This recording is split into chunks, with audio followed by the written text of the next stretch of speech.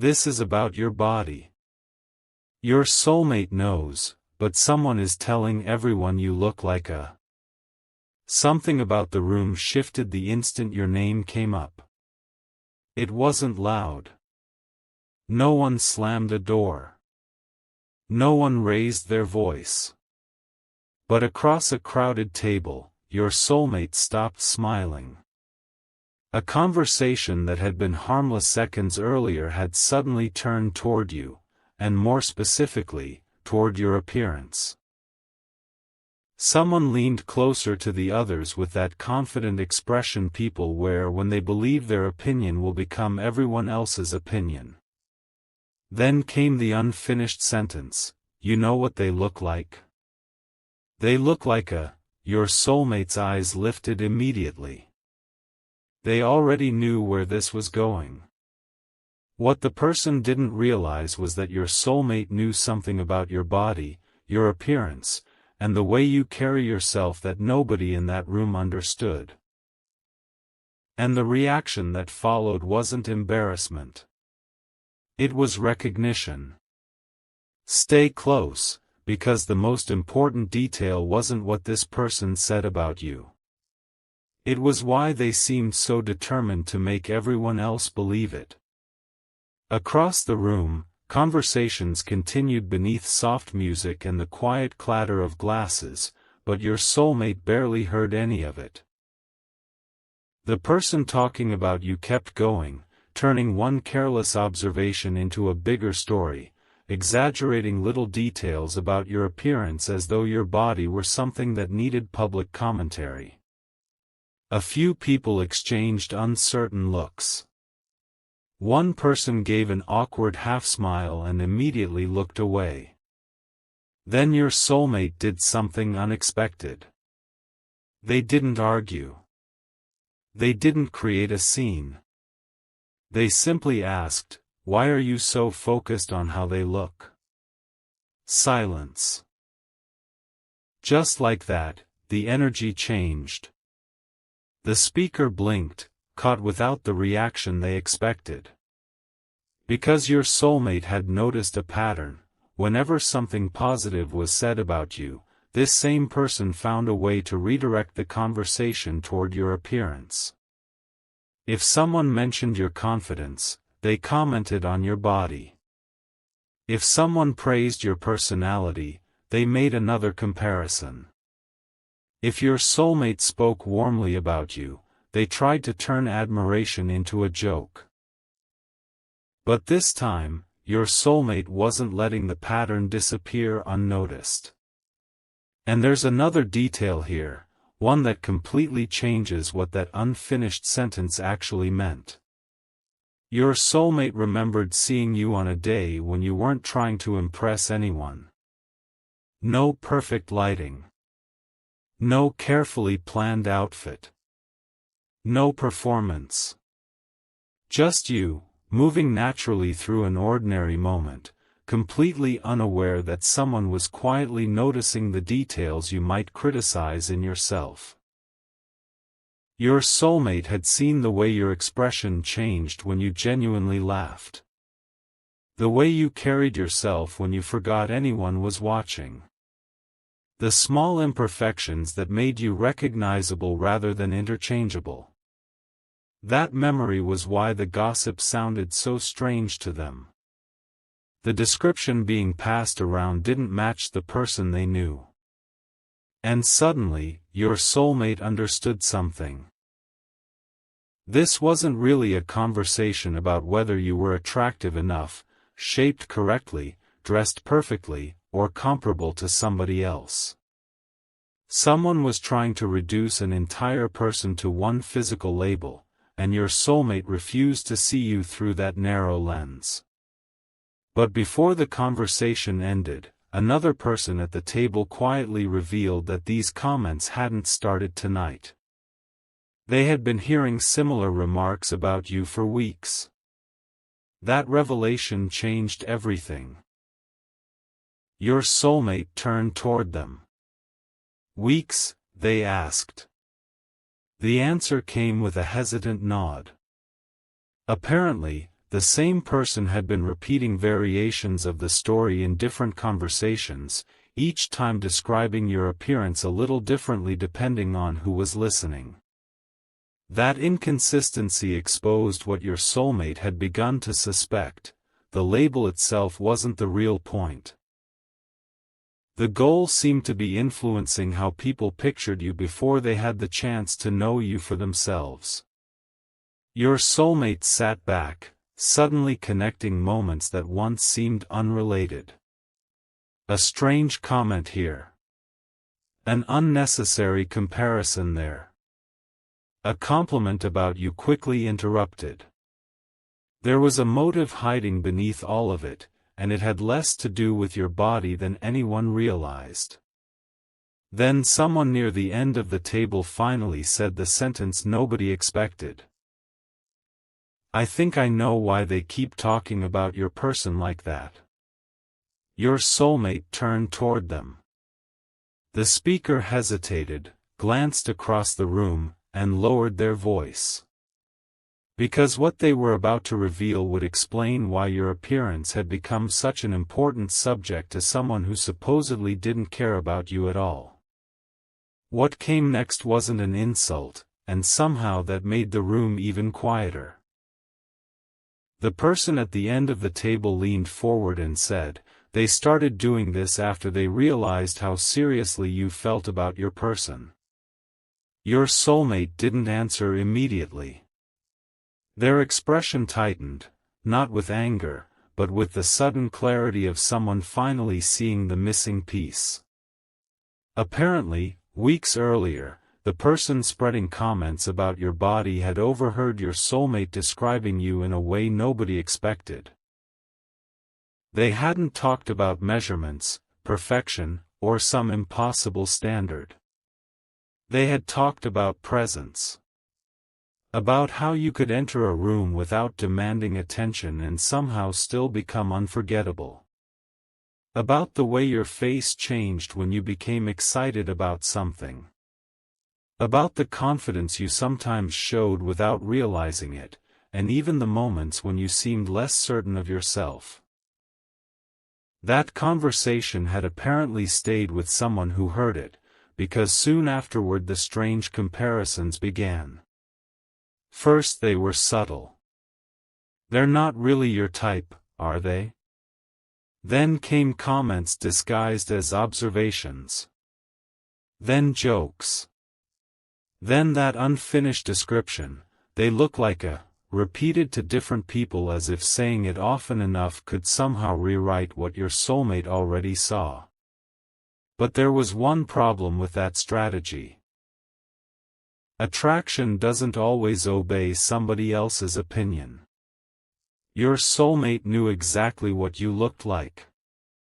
They knew the details others might celebrate, criticize, misunderstand, or completely overlook, and none of those outside opinions had changed the feeling that appeared whenever you entered their thoughts. Then your soulmate asked a question that caught everyone off guard: has this person ever actually spent enough time with them to know what they're talking about? Nobody answered. That silence was the answer. And if you're still listening, keep this next detail in mind, because the conversation was about to move beyond appearance entirely. A chair shifted softly against the floor as another person admitted something your soulmate hadn't known. The comments weren't only being made when your soulmate was present. They had traveled through separate conversations, different gatherings, even casual exchanges where your name appeared for only a moment. Yet something strange happened each time. The description changed. To one group, you supposedly looked too different for your soulmate. To another, you were somehow exactly the kind of person your soulmate would notice, but that was framed as a problem. Somewhere else, the same person suggested you received too much attention. The contradictions were impossible to ignore. Your soulmate looked around the table and almost smiled. Not because any of this was funny, but because the story had collapsed under its own weight. If your appearance were truly the issue, why did the criticism keep changing? That was when your soulmate finally understood the deeper truth. Someone wasn't describing you. They were describing their own discomfort with the effect you had on your soulmate. Your body had simply become the easiest visible target. Your soulmate remembered another moment now. The last time you were nearby, this person had watched your soulmate's expression instead of watching you. They noticed the smile. They noticed the attention. They noticed how naturally your soulmate leaned into the conversation when you spoke. And perhaps that was the detail they couldn't control. Someone can criticize clothing, height, shape, hair, features, or anything else they choose, but they cannot manufacture the private emotional response another human being feels. Your soulmate realized that tonight. If this story is pulling you in, you're welcome to share what stood out to you in the comments, and subscribe if you enjoy these cinematic relationship stories. Because the conversation still wasn't finished, and the next person who spoke had actually witnessed the moment when all of this began. They had been standing only a few feet away that day. They remembered you arriving without knowing your soulmate would be there, and they remembered exactly what happened afterward. Your soulmate had been mid-conversation, distracted, barely paying attention to the doorway. Then you appeared. For perhaps 2 seconds, everything in their expression changed. Their shoulders relaxed. Their eyes followed you before they seemed to realize they were doing it. A genuine smile appeared, the kind that arrives before someone has time to manage it. And standing nearby was the very person now circulating those comments about your appearance. They saw the entire reaction. More importantly, they saw your soulmate walk toward you without hesitation. Suddenly the weeks of strange remarks made sense. Your soulmate listened carefully as the witness described that afternoon, remembering pieces of it themselves. You hadn't been dressed for attention. You hadn't entered expecting admiration. You were simply being yourself, and somehow that had been enough to create a reaction another person couldn't understand. That was the real secret behind all those comments. They weren't proof that something was wrong with your body. They were evidence that someone had become unusually invested in controlling the story around it.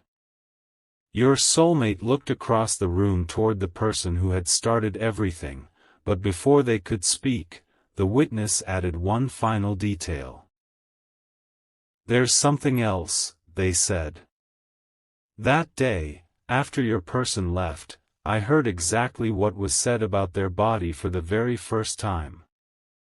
Your soulmate went completely still. The witness remembered the words. They remembered who else was standing there. And most importantly, they remembered the surprising sentence that had been spoken immediately before the gossip began, a sentence your soulmate had never known anyone else had heard. The witness lowered their voice, and suddenly the background noise seemed miles away. "Right before all of this started," they said, "someone asked what you saw in them." Your soulmate's expression changed immediately, because they remembered that afternoon now, but not this conversation. They had assumed nobody was paying attention when they answered. There had been no dramatic declaration, no attempt to impress anyone, just a quiet sentence spoken while watching you across the room. "I don't know how to explain it. There's something about them that feels completely their own." That was it. Yet apparently, the person who later began commenting on your body had heard every word. The witness remembered their face changing. First curiosity. Then a quick glance toward you. Then another glance toward your soulmate, as if comparing what they saw with what your soulmate felt. Minutes later came the first remark. A casual observation about one of your physical features, delivered with a laugh so light that nobody challenged it. But the witness remembered something even more revealing. Before making that comment, this person had asked several questions about you, whether you and your soulmate were close, how long you had known each other, whether your soulmate genuinely considered you attractive, and whether the connection was becoming serious. Suddenly, your soulmate understood why the gossip had always sounded strangely specific. Someone had been collecting information while pretending they were merely curious. Yet the mystery deepened when the witness explained that the person had also said something positive about you before any criticism began. They had admitted you were noticeable. They had even said there was something unusually confident about the way you carried yourself. Only after realizing how strongly your soulmate responded to you did the tone change. That distinction mattered. Your body hadn't suddenly changed in those few minutes. Their interpretation of you had. And now your soulmate could finally see that every comparison afterward had been trying to accomplish something the original moment couldn't, make your soulmate question an attraction that had arrived naturally. Your soulmate looked across the room, but instead of confronting anyone immediately, they asked the witness to continue. That decision uncovered the detail nobody had expected. Apparently, whenever the person described you to others, they watched their reactions carefully. If someone agreed with a criticism, the story became stronger. If someone defended you, the subject quickly changed. And if someone said you were attractive, distinctive, stylish, or simply looked perfectly fine, the speaker suddenly insisted that appearance wasn't important anyway. The contradiction almost made your soulmate laugh. For weeks, someone had been acting as though your body were important enough to discuss repeatedly, yet the moment their opinion failed to control the room, they pretended the subject didn't matter. Your soulmate finally recognized what made those conversations feel so uncomfortable. Your appearance had become a screen onto which someone else was projecting comparisons that belonged to them, not to you. And this is where the story turns in a direction you may not expect. Your soulmate didn't need everyone at that table to agree that you were beautiful, handsome, attractive, impressive, or anything else. They understood something far more mature. Human attraction isn't a public vote. 10 people can look at the same person and notice 10 completely different things. One notices a smile. Another notices posture. Someone remembers the eyes. Someone else remembers the voice more than any physical feature.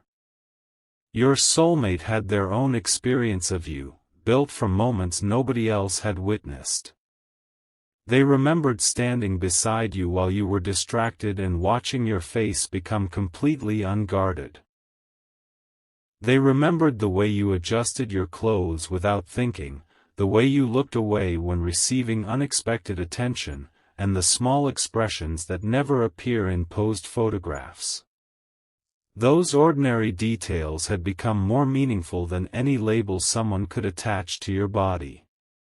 But then your soulmate remembered one particular encounter, and that memory explained why the unfinished phrase, "You look like a," had been bothering them so much. It happened several days earlier in a bright hallway where sunlight stretched across the floor and people moved quickly past one another. You had been walking ahead, unaware that your soulmate and the person spreading the comments were behind you. Your soulmate remembered hearing your name, followed by another comparison about your appearance. At the time, they had ignored it because it sounded insignificant. Now they replayed the moment differently. The speaker hadn't actually been watching you when they made the comment. They had been watching your soulmate. Waiting. Testing. Looking for a reaction.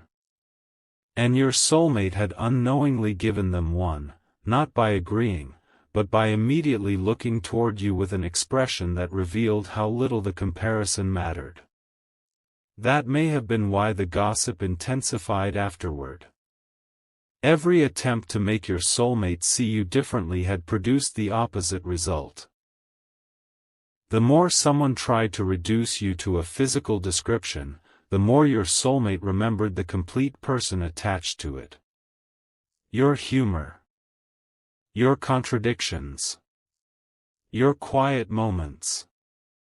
The parts of your personality that could never be captured by saying you look like anything. Back at the table, your soulmate finally turned toward the person responsible and calmly said, "You keep telling everybody what you think they look like. But you've never asked me what I see." The room fell silent again. The speaker's confidence disappeared for the first time that evening. Your soulmate didn't raise their voice. They didn't insult them.